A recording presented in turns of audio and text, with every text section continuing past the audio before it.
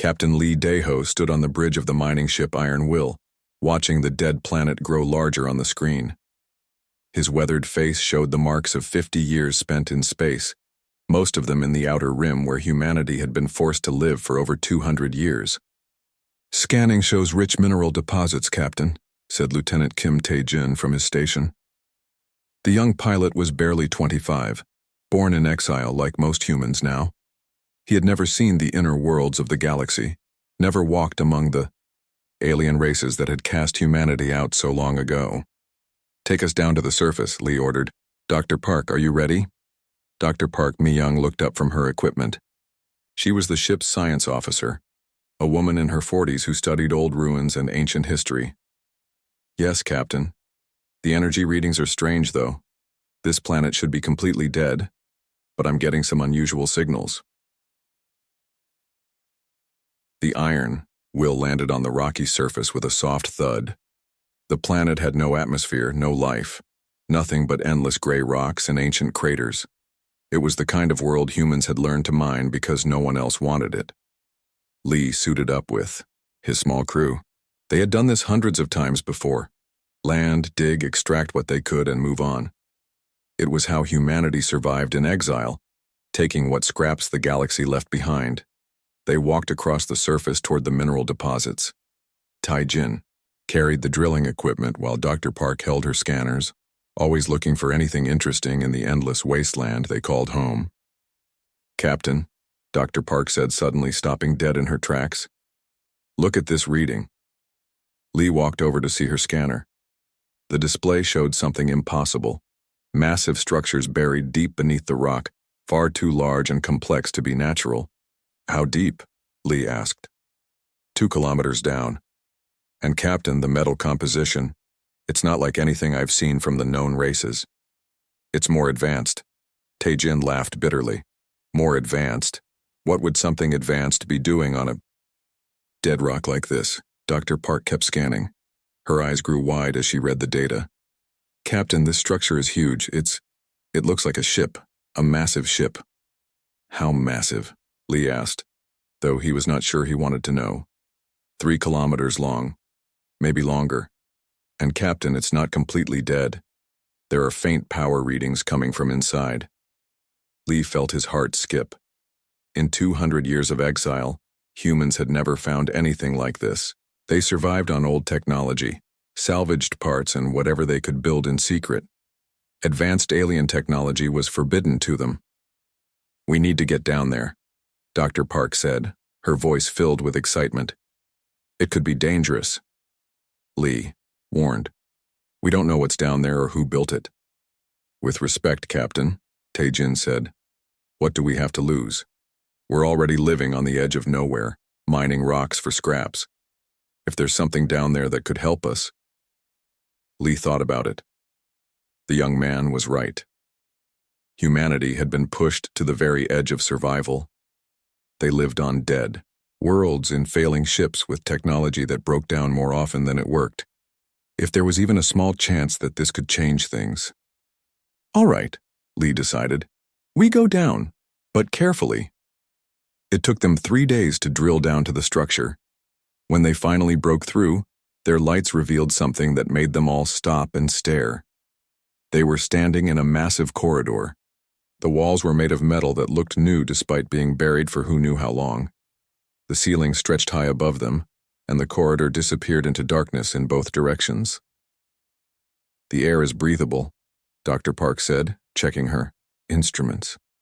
"Somehow this place still has life support." They walked forward slowly, their footsteps echoing in the vast space. Emergency lights began to flicker on as they moved, as if the ship was waking up after a long sleep. "Captain," Tae-jin whispered, "look at these symbols." Lee looked where the young man was pointing. Along the walls were markings and symbols, but as Lee studied them, he felt a chill run down his spine. "I know these symbols," he said quietly. "What?" Dr. Park asked. "These are human symbols. Old human writing, from before the exile. My grandfather showed me books with writing like this." Dr. Park stared at him. "That's impossible. Humans never had ships this advanced. That's why we were exiled. The other races said we were too primitive and violent. They continued deeper into the ship. Each room they found was more amazing than the last. The technology was far beyond anything they had ever seen, but everywhere, they found human symbols, human writing, human designs. In what looked like the ship's main computer room, Dr. Park connected her equipment to a console that still had power. "I'm getting data," she said, her voice shaking with excitement. "Lots of data, ship's logs, star charts, historical records." "What does it say?" Lee asked. Dr. Park was quiet for a long time as she read. When she finally looked up, her face was pale. "Captain, according to these records, this ship is over 3,000 years old, and it was built by humans. That can't be right," Taejin said. 3,000 years ago, humans had barely invented spaceflight. "That's what we were told," Dr. Park said. "But these records tell a different story. They say that humans were once the most advanced race in the galaxy. They say we built the first interstellar government, that we were the ones who brought peace between the different alien species." Lee felt the weight of her words. "Then why were we exiled?" "I don't know yet. But Captain, there's something else. This ship, it's not just old. It's one of many. The records show locations of other ships, other human facilities, hidden across the galaxy." Before Lee could respond, alarms began ringing throughout the ship. Taejin ran to a window and looked out. "Captain, ships approaching. Coalition patrol vessels," Lee cursed. "If the Coalition found them here with this ship, there would be no escape. Humans were forbidden from having advanced technology." "Can we hide?" he asked. Dr. Park was working frantically at the computer. "I'm trying to activate the ship's systems. If I can get power to the engines." The ship suddenly hummed to life around them. Lights came on everywhere, and they felt the deck vibrate under their feet. "It's working," Dr. Park shouted. "The ship is responding."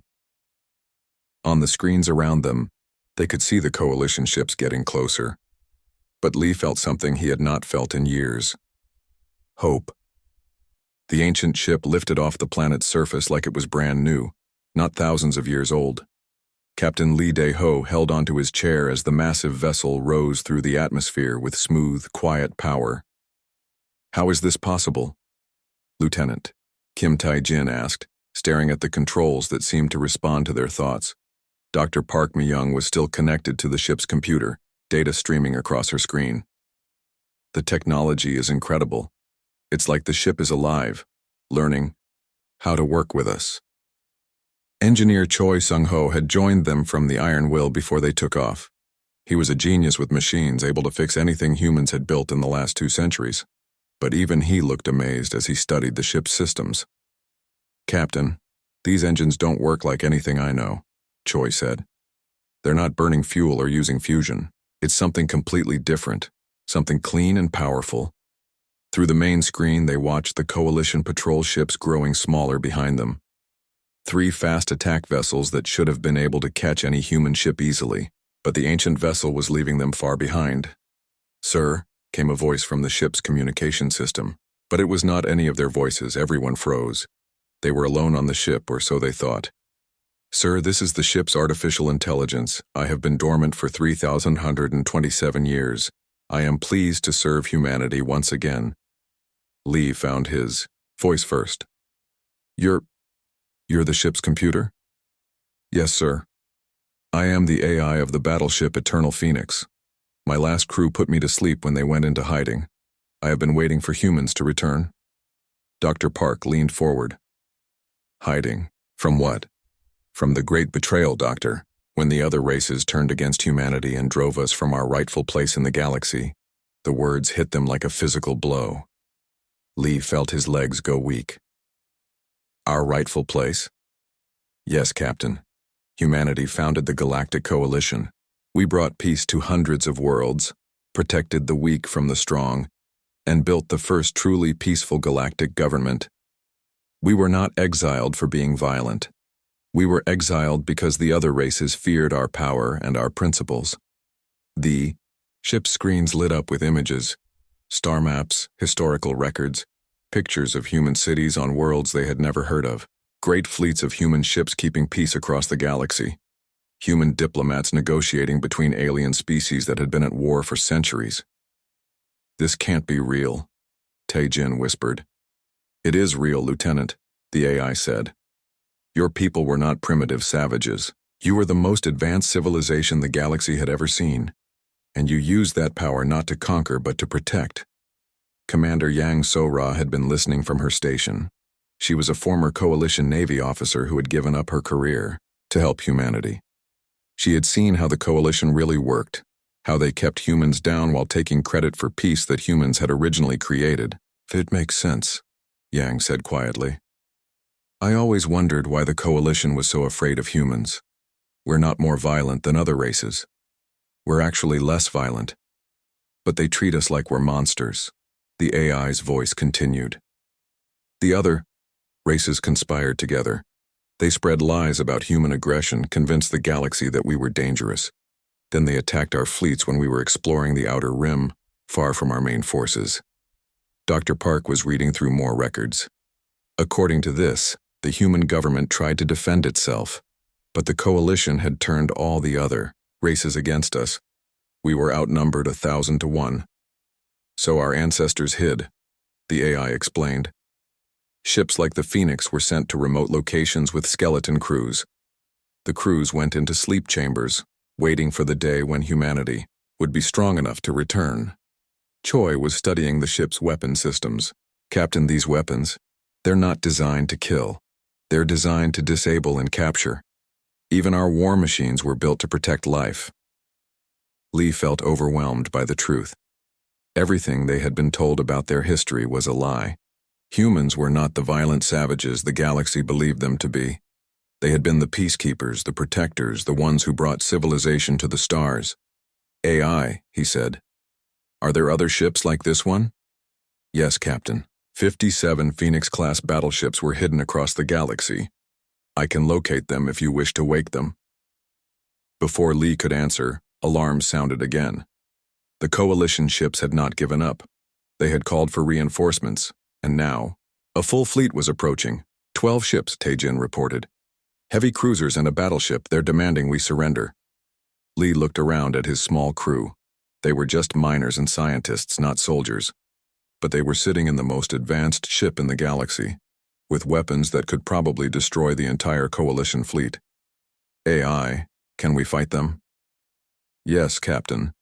But I recommend we simply disable their ships and escape. Killing should always be the last option." Commander Yang smiled. "Even now, the ship is trying to protect life. This is how humans really think." "Do it," Lee ordered. "Disable them and get us out of here." The Phoenix turned toward the Coalition fleet. The enemy ships immediately opened fire, their weapons lighting up space with deadly energy. But the ancient human ship's shields absorbed the attacks like they were nothing. "Returning fire," the AI announced. Beams of blue light shot from the Phoenix's weapons. But instead of explosions and destruction, the Coalition ships simply went dark. Their engines stopped, their weapons powered down, their lights went out. "What did you do?" Lee asked. "I used electromagnetic pulse weapons to shut down their systems temporarily," the AI explained. "Their crews are unharmed. They will have power, again in a few hours." As the Phoenix jumped to faster than light speed, leaving the disabled fleet behind, Lee realized that everything had changed. They were no longer just a mining crew trying to survive in exile. They were the first humans, in over 2,000 years, to have real power. And with that power came the responsibility to use it the way their ancestors had, to protect and serve, not to conquer and destroy. "AI," he said, "show us the locations of the other ships. It's time to wake up humanity's true fleet." "Yes, Captain. Beginning search protocols now." Dr. Park looked up from her console, her eyes bright with excitement. "Captain, I'm also detecting something else. There are human colonies that don't know about this. Settlements that have been hiding for generations, keeping our real history alive in secret." "Then we find them too," Lee decided. "All of them. It's time for humanity to remember who we really are." The Eternal Phoenix flew deeper into space, carrying its small crew toward a destiny none of them could have imagined when they woke up that morning as simple miners on a dead world. Admiral Kren Vorak of the Altarian fleet was not a patient being. His 4 arms moved constantly across the control panels of his flagship as he studied the reports coming in from across the galaxy. "A ghost ship," he said to his officers, his voice filled with disgust.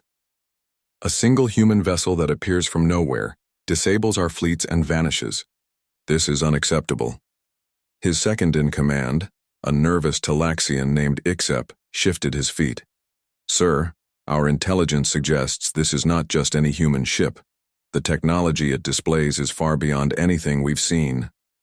"Impossible," Vorak snapped. "Humans are primitives. They barely had spaceflight when we exiled them. They cannot have developed anything that advanced in just 2 centuries. But Vorak was wrong, and deep down, he knew it. The reports were too consistent, too detailed. A massive human battleship was moving through Coalition space, and wherever it went, human colonies were being freed, and Coalition forces were being humiliated. On the bridge of the Eternal Phoenix, Captain Lee Dae-ho was learning to be a leader in ways he had never expected. In the past month, they had awakened 2 more Phoenix-class battleships and rescued 6 human colonies from Coalition oppression. "Captain," Lieutenant Kim Tae-jin said from his pilot station, "We're approaching the Kepler colony. Long-range scans show Coalition ships in orbit." Dr. Park Mi-young looked up from her research station. She had been studying the historical records non-stop, uncovering more and more evidence of humanity's true past. "According to these files, Kepler was one of our original colonies. We had cities there for over 1,000 years before the Exile." Captain Bei Jin-woo stood beside Lee at the command station. He was the leader of a human resistance cell who had joined them 2 weeks ago. His weathered face showed the scars of a lifetime fighting Coalition oppression. "My people have been hiding on Kepler for generations," Bei said. "The Coalition uses them as slave labor in the mining operations. They've been waiting for rescue for over 50 years. Lee nodded grimly. This was the pattern they had found everywhere. Human colonies reduced to slavery, their history erased, their children taught to be ashamed of their heritage. "AI," Lee said to the ship's computer, "show me the Coalition forces." The main screen displayed 8 Coalition vessels orbiting the planet, heavy cruisers with enough firepower to destroy a city, all pointed down at the helpless human colonists below. 12,000 humans down there, Tae-jin reported, and the Coalition ships are charging weapons. They know we're coming. Lee had hoped it would not come to this. For weeks they had been able to rescue colonies without direct confrontation. But Admiral Vorak had finally decided to make a stand, using human civilians as shields. "Options?" Lee asked his crew. Engineer Choi Sung-ho had become an expert on the Phoenix's systems. "Captain, we have those new shield projectors. We can extend our defensive fields around the entire colony if we get close enough. But we'd have to go through those 8 ships first," Commander Yang So-ra pointed out. She was studying the tactical display with professional interest, and they're spread out in a defensive formation. The ship's AI spoke in its calm, measured voice. "Captain, I have a suggestion. These Coalition vessels are using standard military formations from the current era. However, I have battle records from humanity's golden age. We developed tactics specifically for protecting civilians from superior numbers." "Show me," Lee said. The AI displayed a 3-dimensional battle plan on the main screen. Instead of attacking the Coalition ships directly, the Phoenix would use its superior speed and maneuverability to confuse them, drawing their fire away from the planet while positioning itself to protect the colony. "It's risky," Yang warned. "If we make a mistake, those ships could destroy the colony before we can stop them." Captain Bei stepped forward. "Captain Lee, my people have been slaves for their entire lives. If there's a chance to free them, we have to take it." Lee made his decision. "All right, we do this, but we do it the human way. We protect life above all else." The Phoenix dropped out of faster-than-light speed directly between the Coalition fleet and the planet.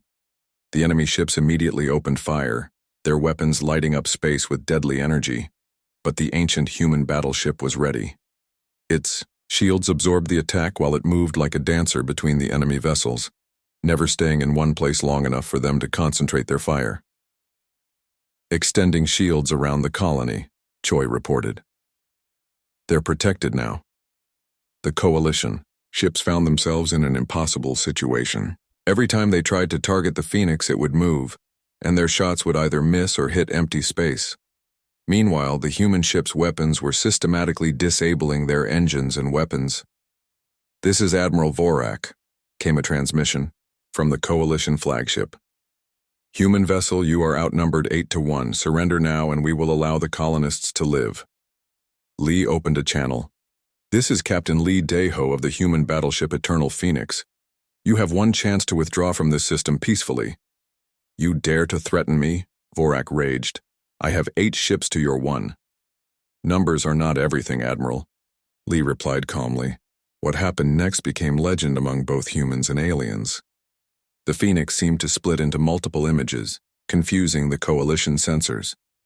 It appeared to be everywhere at once, striking with precision and disappearing before the enemy could respond. One by one, the coalition ships went dark. Their engines stopped. Their weapons powered down. Their crews found themselves floating helpless in space. But they were alive. The Phoenix's weapons had been set to disable, not destroy. In less than 10 minutes, 8 coalition warships had been neutralized by a single human vessel. "Impossible," Vorak whispered as his flagship lost power. "How is this possible?" Lee opened a channel to all the disabled ships. "This is how humanity fights, Admiral. We protect the innocent and show mercy to our enemies. That is why we were the peacekeepers of the galaxy for 1,000 years." Transport ships began launching from the Phoenix, heading down to the planet to evacuate the human colonists. But as they worked, Dr. Park made an alarming discovery. "Captain, I'm detecting massive fleet movements throughout Coalition space. It looks like they're mobilizing everything they have." The AI confirmed her fears. Long-range sensors show over 200 Coalition vessels converging on our position from multiple directions. "It appears they have decided that we represent an existential threat." Commander Yang studied the data. "They're not just trying to capture us anymore. This is a full military response. They mean to destroy us." Captain Bay looked worried. "Can 3 Phoenix ships handle that many enemies?" Lee thought about all the human colonies still under Coalition control, all the people who were counting on them for freedom. 3 ancient battleships against the entire Coalition military. "We need more ships," he decided. "AI, can you locate and awaken more of the Phoenix fleet?" "Yes, Captain. I am detecting 4 more Phoenix-class vessels within range. However, awakening them will take time, and the Coalition fleet will arrive in less than 48 hours. "Then, we'd better get started," Lee said. As the Phoenix jumped to faster-than-light speed with its rescued colonists, Lee realized that the easy part was over. Admiral Vorak was no longer hunting them. Now it was war. Dr. Nam Hee-jin had spent her entire life studying human history in secret. Hidden in the underground tunnels of the Mars mining colony, she had preserved ancient books, documents, and records that the Coalition had tried to destroy. When Captain Lee Daeho's message reached her colony, she could hardly believe it was real. "The Phoenix ships are awakening," she whispered to her assistant as they decoded the transmission. "After 3,000 years, our ancestors' fleet is coming back to life." Across the galaxy, similar scenes were playing out on dozens of hidden human settlements. The ancient battleships were not just ships known, they were time capsules, preserving the truth about humanity's golden age. Captain Lee stood in the command center of the Eternal Phoenix, watching as 3 more massive vessels powered up around them. Each ship was identical to his own, 3 kilometers of advanced human technology that made Coalition warships look like toys. "The crew chambers are opening," reported engineer Choi Sung-ho. "The sleep systems have been maintaining life support for over 3 millennia."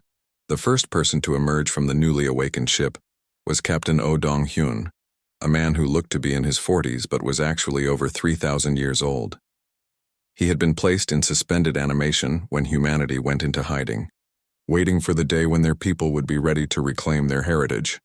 Captain Lee, O said as he stepped onto the Phoenix's bridge, the AI has briefed me on the current situation.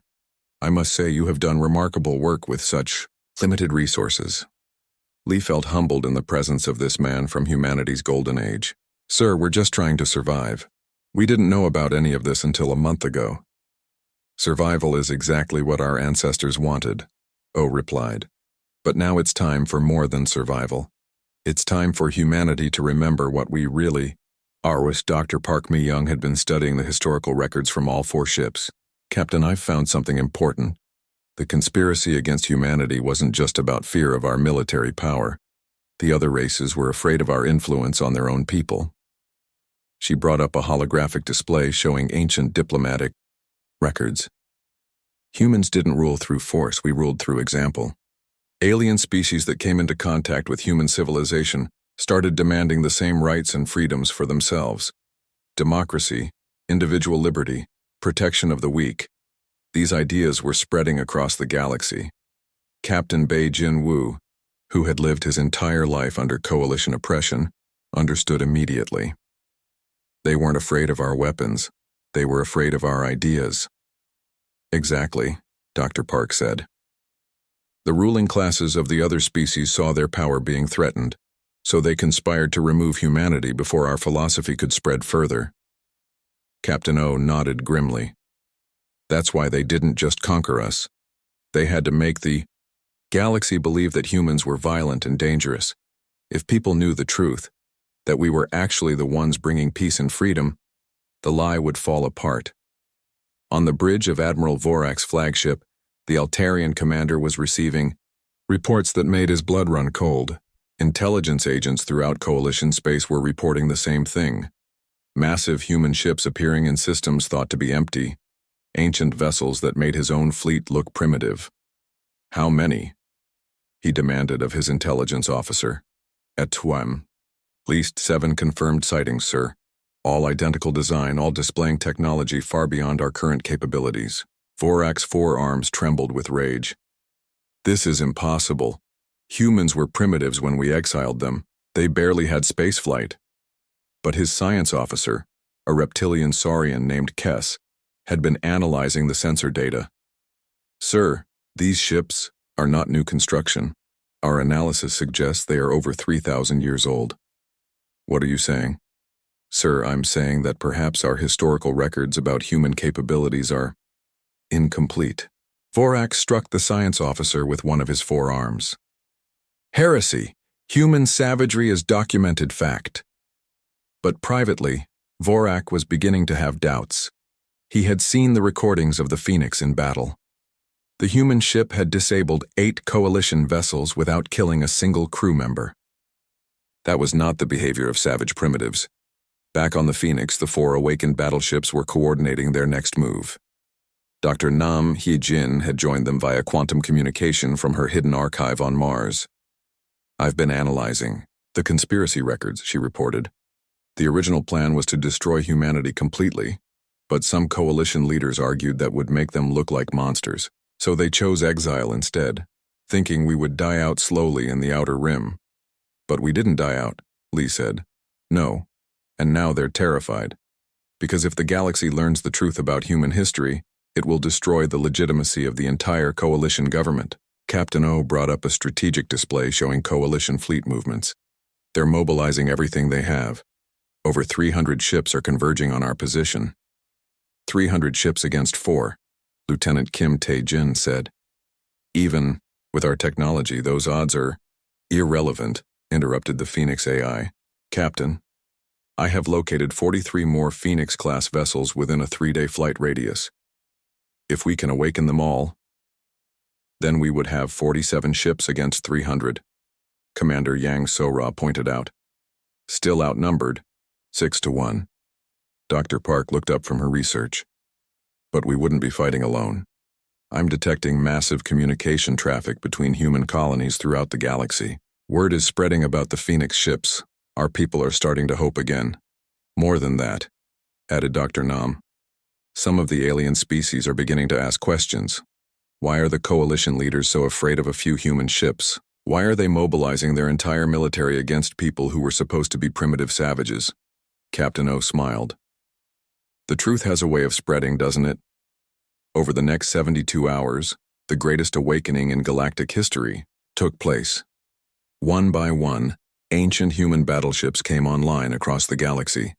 Each ship brought with it crew members from humanity's golden age, people who remembered what it was like when humans were the peacekeepers of the stars. But as the human fleet grew, so did the coalition response. Admiral Vorak was no longer just hunting a few rebel ships. He was commanding a war fleet designed to crush what he saw as an existential threat to galactic civilization. "Sir," reported his communications officer, "we're receiving surrender demands from the human fleet." "Surrender demands?" Vorak laughed bitterly. "They want us to surrender?" "Yes, sir. They're offering to accept the peaceful withdrawal of all coalition forces from human space in exchange for amnesty for all coalition personnel." Vorak read the message himself. It was signed by someone calling himself Fleet Admiral Park Jae-sung, commanding officer of the Reformed Human Federation. Reformed Human Federation? Vorak spat. They think they can just declare themselves a government again? But his science officer Kess had more disturbing news. "Sir, we're also receiving reports from home.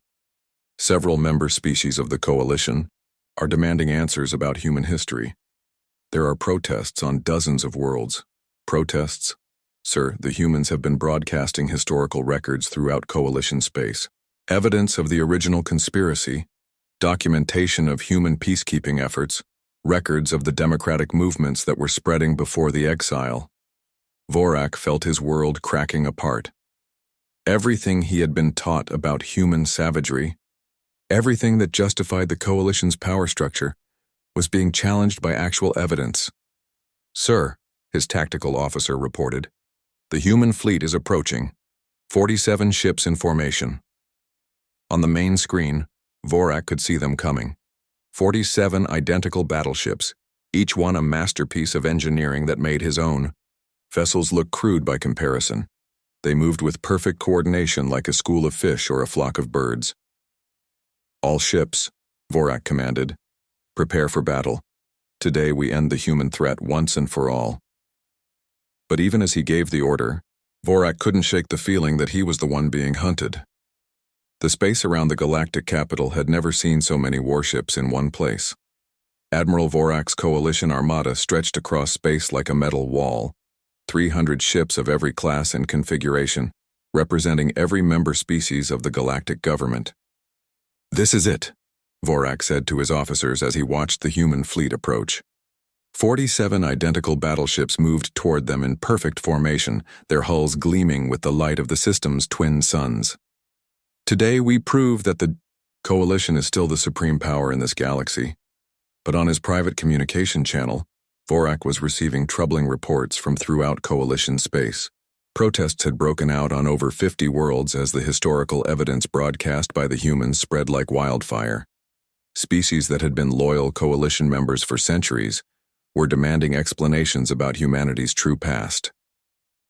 On the bridge of the Eternal Phoenix, Captain Lee Daeho stood beside Fleet Admiral Park Jae-sung, the newly awakened commander of the human fleet. Park was a man from humanity's golden age, someone who had personally commanded fleets when humans were the peacekeepers of the galaxy. "Admiral," Lee said, "are you sure about this plan? 300 ships against 47 seems like suicide." Park smiled calmly. "Captain, you're thinking like someone who learned warfare from the coalition. But humans never won through superior numbers. We won through superior principles." Dr. Park Mi-young was at her station, coordinating with Dr. Nam Hye-jin and dozens of other human historians across the galaxy. "Admiral, the information broadcast is complete. Every inhabited world in coalition space now has access to the historical records." "And the response?" Park asked. "Massive civil unrest on 37 worlds," Dr. Nam reported via quantum communication from Mars. "The Centaurian Republic has withdrawn from the coalition completely. The Vegan Confederacy is demanding new elections, and the Tau Ceti Union is calling for war crimes tribunals." Lieutenant Kim Tae-jin looked up from his navigation console. Sir, we're receiving a transmission from the Coalition fleet. Admiral, Vorak wants to talk. Put him on, Park ordered. The main screen showed the four-armed Altarian commander, his face twisted with fury and desperation. Human fleet, this is Admiral Kren Vorak of the Galactic Coalition Defense Force. You will surrender immediately or face the combined might of 300 warships. Park stepped forward, his posture calm and confident. Admiral Vorak, this is Fleet Admiral Park Jae-sung of the Reformed Human Federation. We offer you one final chance to withdraw peacefully. Your member species are already abandoning the Coalition. Your government is collapsing as we speak. Lies, Vorak screamed. The Coalition has brought peace and order to the galaxy for over 2,000 years. Peace built on the suppression of truth, Park replied. Order maintained by the oppression of those who would challenge injustice. That is not true peace, Admiral. That is tyranny. On dozens of worlds throughout Coalition space, billions of beings were watching the confrontation.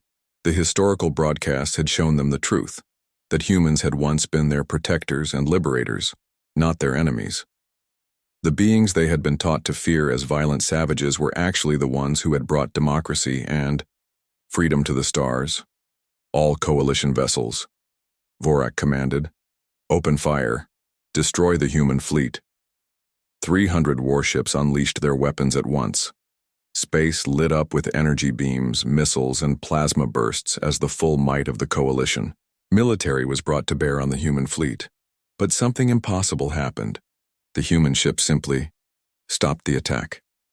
Massive energy shields appeared around each Phoenix-class battleship, shields so powerful that they absorbed the entire Coalition barrage without even flickering. Impossible, Vorak whispered. No, shields can withstand that much firepower. Admiral Park's voice came over the communication channel, still calm and measured. Admiral, you're using weapons designed to fight ships from your era, but Phoenix-class battleships were built when humanity was the dominant galactic power. Our technology is 3,000 years more advanced than yours. The human fleet began to move forward, passing through the Coalition battle line like it was made of paper. Coalition ships fired everything they had, but their weapons had no effect at all on the ancient human vessels. All ships fall back, Vorak ordered. Reform at the second defense line. But there was nowhere to retreat to. The human ships were everywhere at once, moving with impossible speed and coordination. And then something even more shocking happened. Instead of destroying the Coalition fleet, the human ships simply turned off their weapons. One by one, Coalition warships found their engines shutting down, their weapons powering off, their life support systems switching to emergency mode. But their crews were unharmed. The humans were disabling the entire fleet without firing a shot. How are they doing this? Vorak demanded of his science officer. Kess was studying his instruments in amazement. Sir, they're using some kind of remote electromagnetic pulse system. They're shutting down our technology from the inside out. But they're being very careful not to damage life support. As Vorak's own flagship went dark around him, Admiral Park's voice filled the bridge one more time. Admiral, this is how humans really fight. We disable our enemies without killing them. We show mercy even to those who would destroy us. This is why we were the peacekeepers of the galaxy for 1,000 years. Across the Coalition fleet, similar scenes were playing out on every ship. Crews who had expected to die in glorious battle found themselves sitting powerlessly in space, completely at the mercy of an enemy that chose not to harm them. The moment that changed galactic history was broadcast live to every inhabited world. Billions of beings watched as the mighty Coalition fleet was neutralized in minutes by human ships that chose mercy over vengeance. President Lee Yun-seo, the newly elected leader of the Reformed Human Federation, addressed the galaxy from her flagship. People of the galaxy, she said, her voice carrying to every world in Coalition space. For over 2,000 years you have been told that humans are violent and dangerous. Today you have seen the truth. Even when we had the power to destroy our enemies, we chose to protect life instead. On world after world, the response was immediate. The Rigelian Assembly declared independence from the Coalition, and requested admission to the reformed Human Federation. The Procyon Republic announced that it was switching sides completely. The Sirius Commonwealth demanded immediate war crimes trials for coalition leadership. Within hours, the coalition government was collapsing as member species abandoned it. In droves, Admiral Vorak, sitting in his powerless flagship, finally understood the truth. Humans had never been the villains. They had been the heroes, and his people had spent 2,000 years living a lie. "Admiral Park," he said over the communication channel, his voice defeated.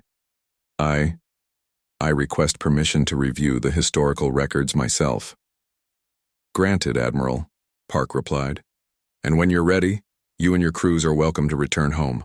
We harbor no hatred toward those who were merely following orders." As coalition ships limped back toward their home worlds, the galaxy began to change. The truth that humans had been the original peacekeepers spread everywhere, carried by the very people who had once opposed them. Captain Lee Dae-ho stood on the bridge of the Eternal Phoenix, watching as human ships took up patrol routes throughout the galaxy for the first time in over 2,000 years, not as conquerors but as protectors. "Captain," Lieutenant Kim Tai-jin said, "we're receiving requests for assistance from over 100 worlds. Pirates, civil wars, natural disasters. Everyone wants human help." Dr. Park Myung smiled as she read the reports. "It's like the old days. Humanity is becoming the galaxy's peacekeepers again." But Lee shook his head. "Not becoming. We're peacekeepers. We just forgot for a while." Admiral Park joined them at the command station. "Captain Lee, you and your crew awakened something that had been sleeping for 3,000 years. You didn't just find an old ship. You found humanity's soul." As the Eternal Phoenix set course for its first peacekeeping mission in the Vega system, Lee reflected on how much had changed. A month ago, he had been a simple mining captain, scraping by on the edge of civilized space. Now he was part of a fleet that was reshaping the galaxy. The exile was over. Humanity had come home. But more than that, humanity had remembered what it truly meant to be human, not to conquer or dominate, but to protect and serve. The galaxy was a safer place because the peacekeepers had returned. And in the vast archives of the Eternal Phoenix, the AI that had waited 3,000 years for this moment recorded a simple entry in its log. "Mission accomplished. Humanity has remembered who they are."